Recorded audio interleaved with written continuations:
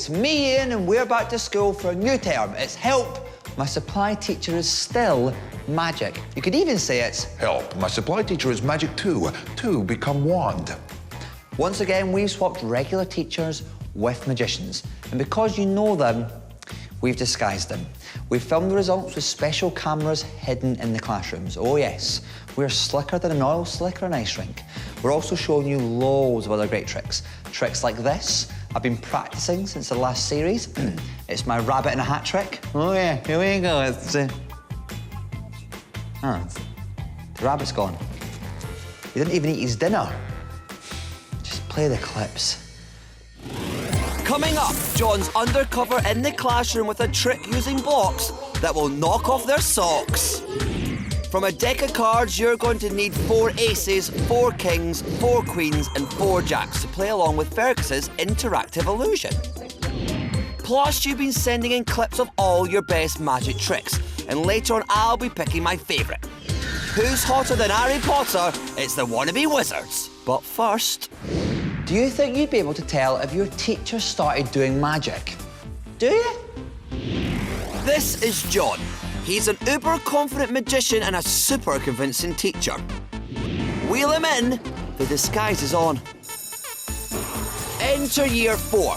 They don't know it yet, but John's about to give them an incredible lesson about memory that they will never forget. What was I saying?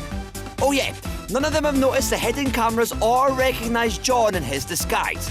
Can he keep it up, or will they remember him from the first series? It's great to be here, and I'm glad that I can teach you this morning. I'm going to teach you about memory. One of the big problems we have with memory is that we get distracted. And I'm going to try and show you how, by being distracted, it can affect our memory. So we're going to test your memory using some of these. These are just numbered blocks. We've got the numbers 1, 2, 3, and 4. Now, all I need you to do is to remember the order of the blocks. Sounds easy, right? Don't forget John's a magician. There may be a trick involved. So if I cover them up and say, what is the order of the blocks, you'll be able to tell me, yes. 1, 2, 3, 4. Which number's at the top? Number 1. Which number's at the bottom? Excellent. Very, very good. So we're going to try that. I'm going to mix them up a little bit. I'll still keep it simple. And all I need you to do is to remember what the order is. The order is 4 at the top, 1 at the bottom. But this time, I'm going to try and distract you. So remember, what number's at the bottom, what number's at the top. OK, I've got a couple of questions. Who can tell me what 6 times 3 is? Yes? 18. Very, very good. John's trying to distract the class with other maths. I still remember the order, 4 at the top, 1 at the bottom. Who can tell me what 12 times 2 is? Yes?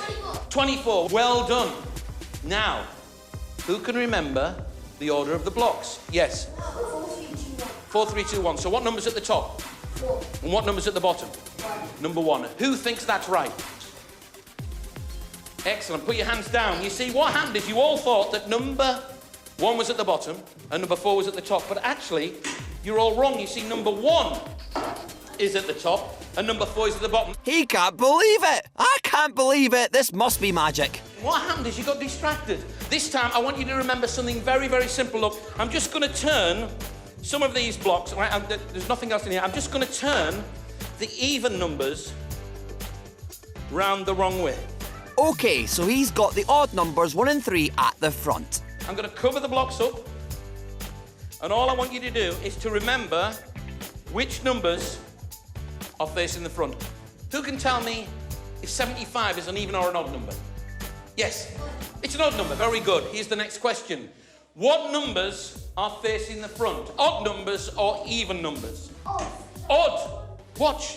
Actually, the numbers facing the front are the even numbers. They can't believe it! It's an odd trick! The class weren't distracted, they did remember, but John's fooling them with some freaky magic. Good way to remember things is to write things down. So what we're going to do is we're going to write the numbers on the tube so we can't forget them, and you're going to decide the order you want the numbers in. So, this girl here, what number do you think should be at the bottom? 4. Number 4. Excellent. We'll put number 4 on the bottom. And let me see, this boy here, what number do you think we should have here? We can't have 4, we can have 1, 2 or 3. 1. Number 1 you think should go there?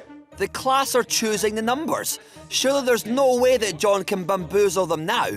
3. Brilliant, number 3 there, which means the last number. See the order written on the box. 2, 3, 1, then 4.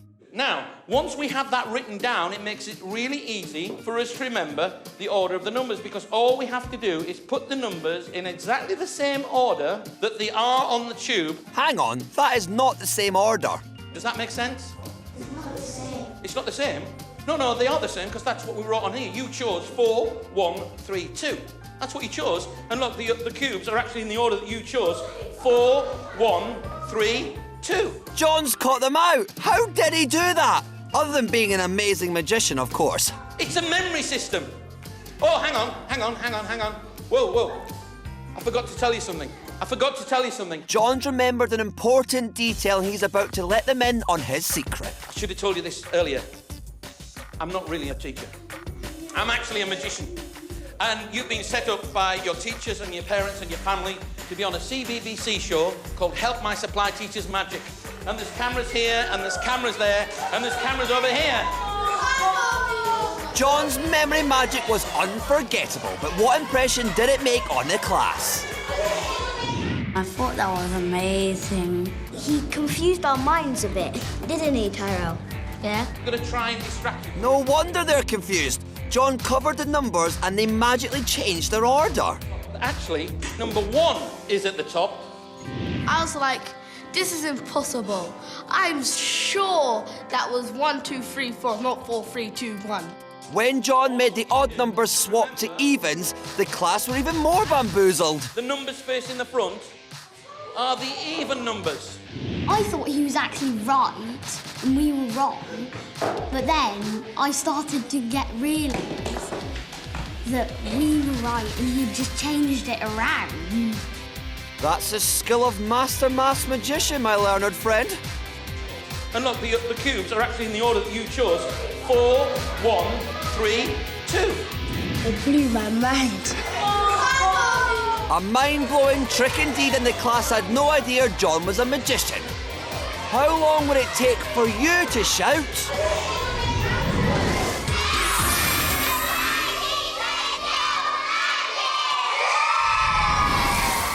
Later on, you'll see what happened when James went undercover at another school. He's got a trick that will take your brain to another dimension. Now pay attention, Catherine's up close and magical. I'm going to show you something really cool with these 6 playing cards. We've got 3 black ones, all being the ace of clubs, and we've got 3 red ones, all being the 7 of hearts. 3 red cards, 3 black cards. Now, Adam, if you could hold your hands out flat for me, like a table, that's perfect. Both together, that's great. What I'm going to do is I'm going to mix these red and black cards so the colours alternate. So we're going to put 1 red one down, 1 black one, 1 red one. Catherine's alternating between the red and black cards. 1 red one and 1 black one, so the colours are all completely mixed. And that was fair, wasn't it? Yeah, that was completely fair. But if you listen really carefully, I don't know if you can hear this. Do you hear that? It's very slight. A little sound. That's the sound of the cards all moving and separating back into all red and all black. Yep, you heard. They've all separated back to red and black. Good trick. Adam, if you hold your hands out again for me, we're going to do it again. So we're going to do 1 red card. See if they can work it out this time. 1 black card. 1 red card. 1 black card. 1 red card. And 1 black card. So the colours are all fairly mixed up together, agreed? Completely fair. But if you listen, can you hear that sound? It's very, very slight. That's, again, the cards moving and separating back into all red and all black. Catherine's done it again! I tell you what, I'm going to try and make it even fairer this time.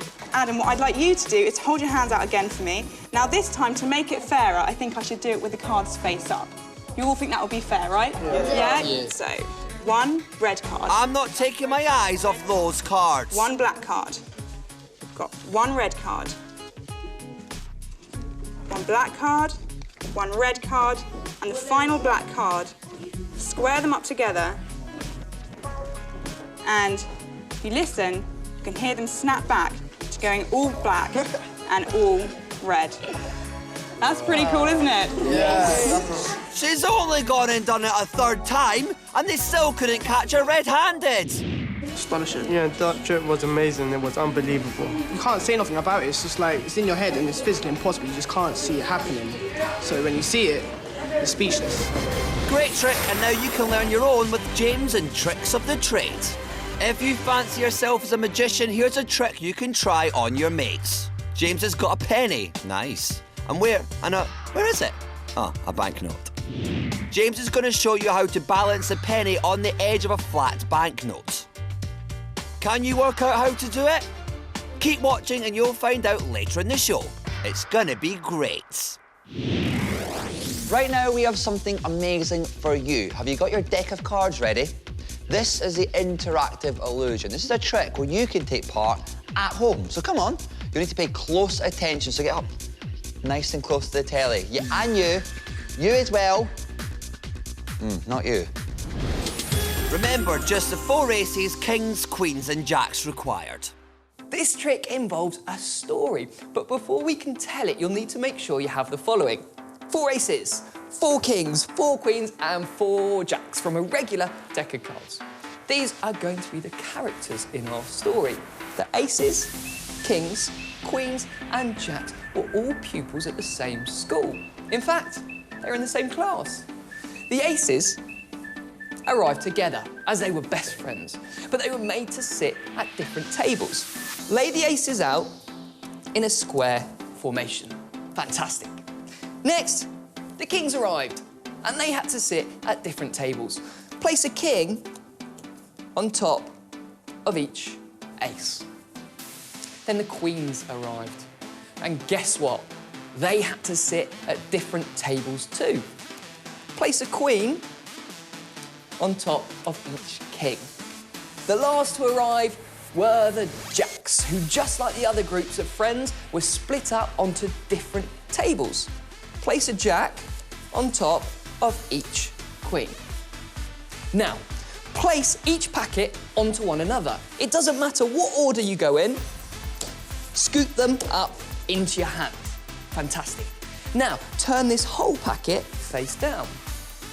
Of course, the friends all wanted to be together and not sat at different tables. So when the teacher wasn't looking, they decided to move around. Cut the packet that's in your hands as many times as you like. Now deal the cards out into that square formation that we did before. What that will do is leave you with 4 cards in each pile. When the teacher turned round, incredibly, all of the kings were sat together. All of the queens were sat together. All of the jacks were sat together.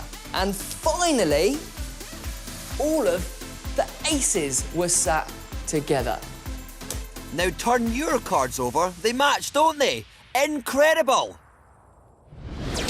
Next, James with a trick that's crisp, and he's up close and magical. This is an entertainment trick. So just like if you were going to the cinema, you get to enjoy a snack. So I brought some snacks with me for you. We've got some corn snacks. We've got some fruit and nut. We got some fruity bay things. We've got peanuts, and we've got a packet of crisps. Which one of these would be your favourite? The crisps? OK, cool. If you take those, don't open them just yet. We'll come back to that later. And in fact, why don't you take the rest of those? There we go. Now, I'm going to need one of you to choose a card, so can you do this for me? If you hold out your magic finger like this. Excellent. And if you just touch the back of any one of the cards, that would be good. Just touch the back of any one. Which one? This one here? OK, cool. In fact, if you take that, take it and show the cameras, that'd be good.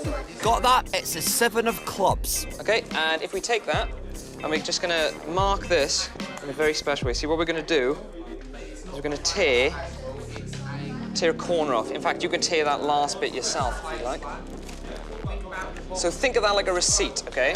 So the next time you see this card, you know that the corner is missing and you've got the corner. Now, this is where the skill comes into it. See, I'm going to cut your card into the deck like this. But I've been practicing. See, I've been practicing a lot. lately, and I can cut to any card I want to. So, which card was it?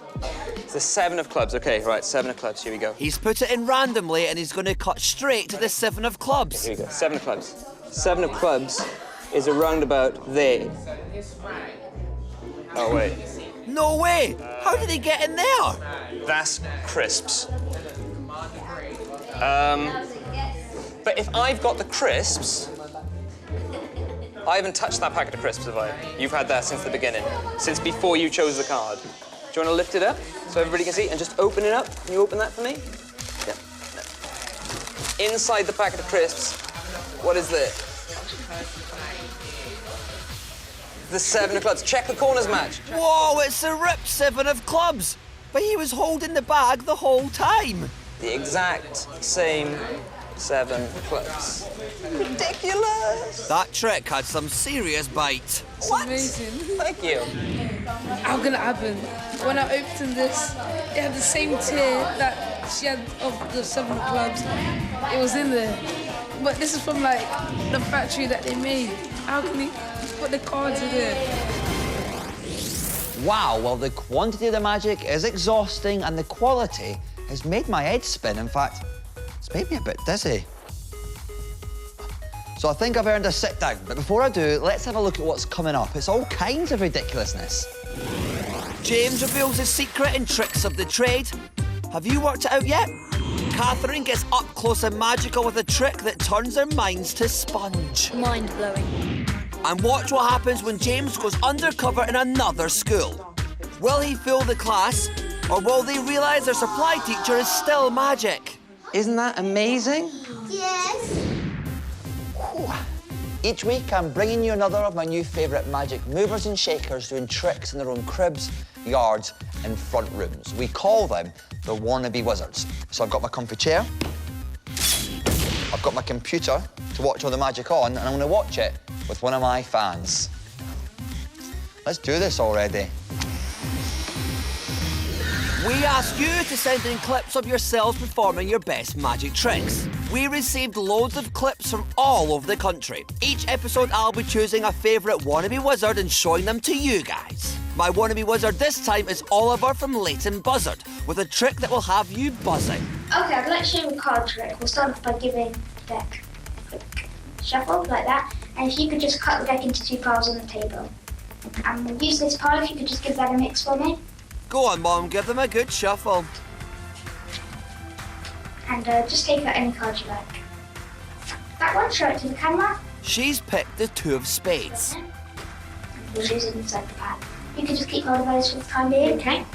We'll go on to these cards. You can just name a number between, say, 1 and 10. 5. 5, so count down 5 cards. 1, 2, 3, 4, 5. And the next card is the 3 of clubs. Now, you could have gone for the 7 of hearts, you could have gone for the 6 of spades, but you went for the 3. Now, if we just take this pile, count down 3 cards, 1, 2, 3, you'll see the next card is actually the 2 of spades. Is that your card? Yes, it is. Whoa, knew I could count on you, Oliver. Next up, it's James to reveal the secret and tricks of the trade. James will show you how to balance this penny on the edge of a flat banknote. Come on, have you worked it out yet? Has the penny dropped? Sorry, I couldn't resist. Do you hold the penny in place? No. Do you get your mate to come and help? Don't be daft. Get away, Catherine.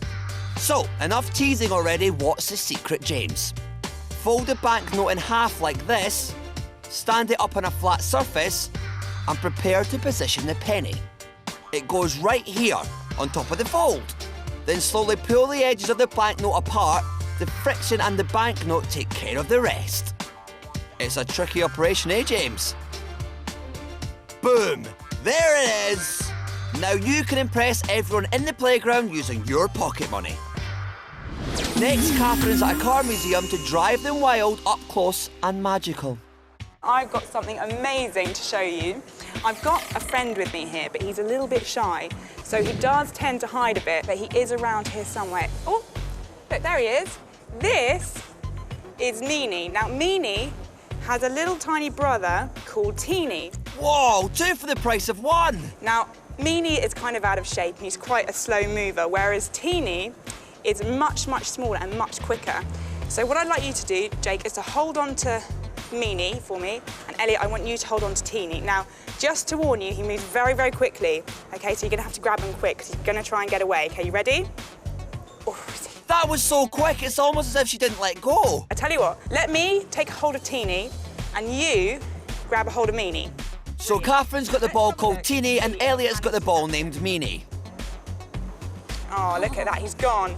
But if you have a look in there, I think he might have gone to see his brother. There he is. Whoa, we only had one ball. Now he's got both. Now, you know they've got an even younger brother who's even smaller called Weenie. So, Jake, if you can hold on to both of them for me, and we're going to find Weenie. Oh, there he is. This is Weenie. Now, he's so small, it looks as though he's not there, but he is there. He's just very, very shy, and he only comes out if he's with his big brothers. So, if we throw him in your hand, open up very slowly, we should find that he's hiding in there with them. And look at that, there you go, there's Teeny, Weenie and Meanie. Isn't that amazing? Yeah. That's no mini feat. I mean mean. 3 balls just suddenly appeared in my hand.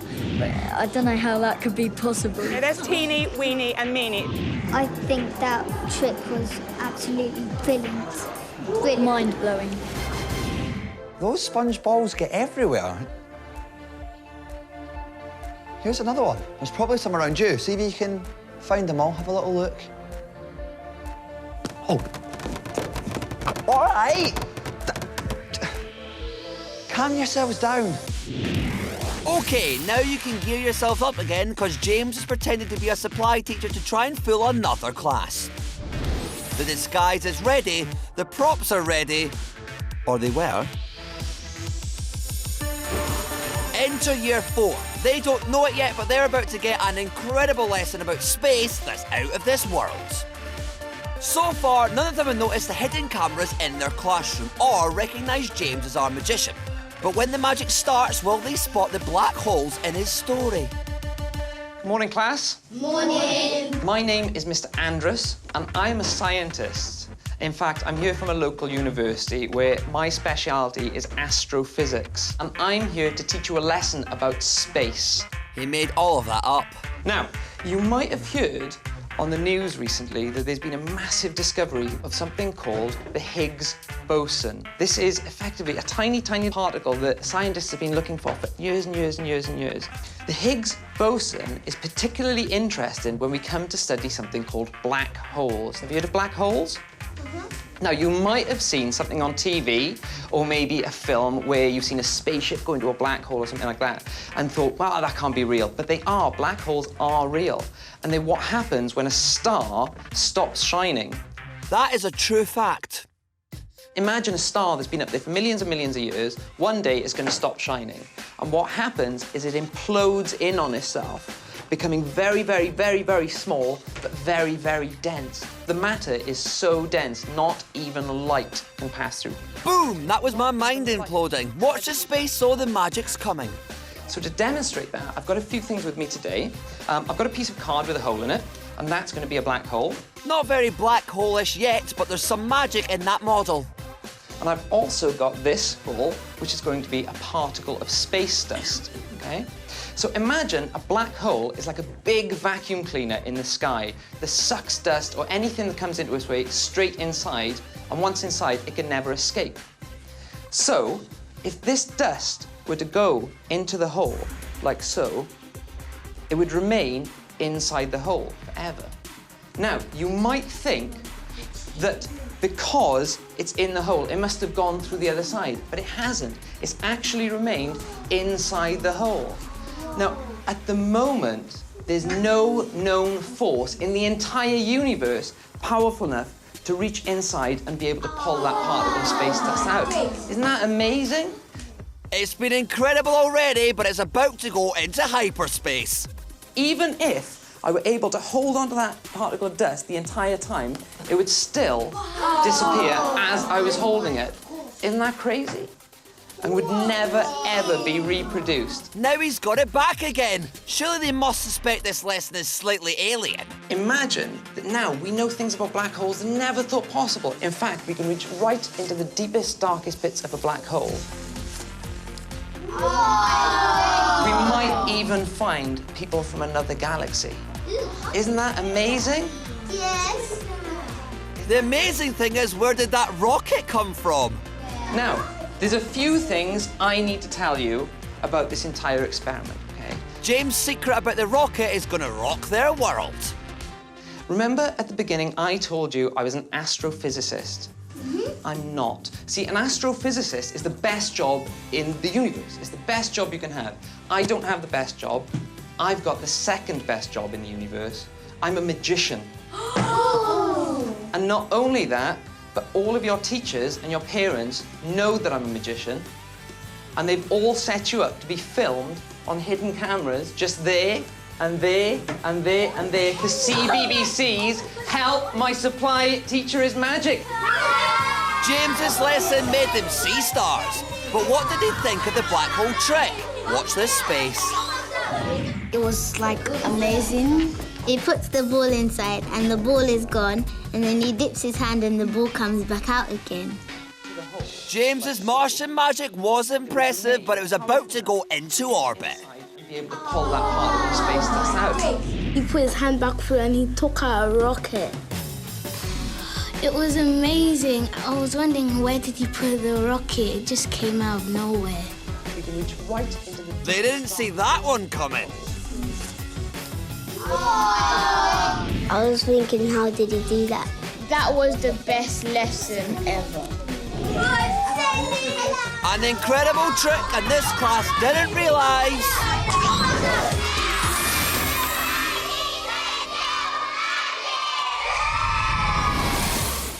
Watch this. I'm going to make this crisp disappear into this deep black hole. Here we go. Eh? Completely vanished. See you later. But until then, if you're at school and you think something magical's occurring, maybe you'll find yourself shouting, "Help! My supply teacher is still magic!"